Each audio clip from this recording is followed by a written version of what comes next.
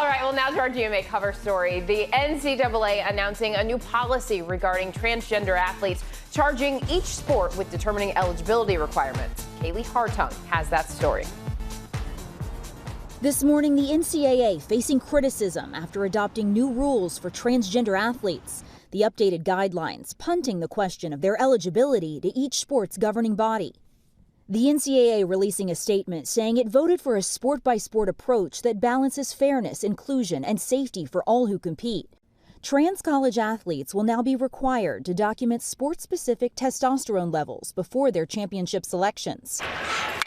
If a sport doesn't have a policy or a governing body, then they apply the Sports International Federation's rules. If no federation exists, then they follow their International Olympic Committee's policy.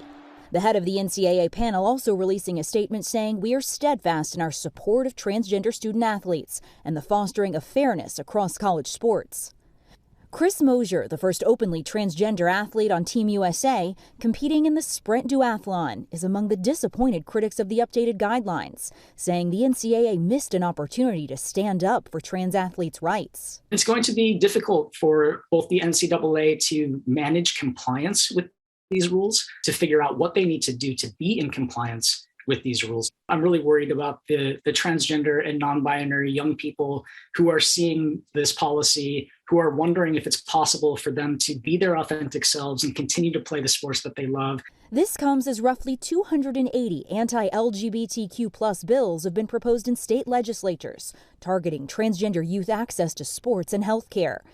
But the debate over collegiate transgender athletes was largely sparked by trans swimmer Leah Thomas. Thomas smashing records this year on the University of Pennsylvania's women's team after competing on the men's team the previous 3 years. I have to readjust my goals, struggling to be anywhere close to where I was. Penn Athletics supporting Thomas, saying we will work with the NCAA regarding her participation under the newly adopted standards. Prominent voices weighing in on the controversy, attacking it from a different angle. Caitlyn Jenner condemning the NCAA and trans inclusion on Fox News.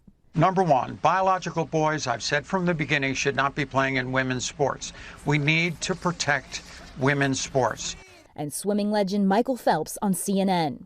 I believe that we all should feel comfortable with who we are in our own skin. But I think sport should all be played at an even playing field. Kaylee Hartung, ABC News, Los Angeles. And our thanks to Kaylee for that report.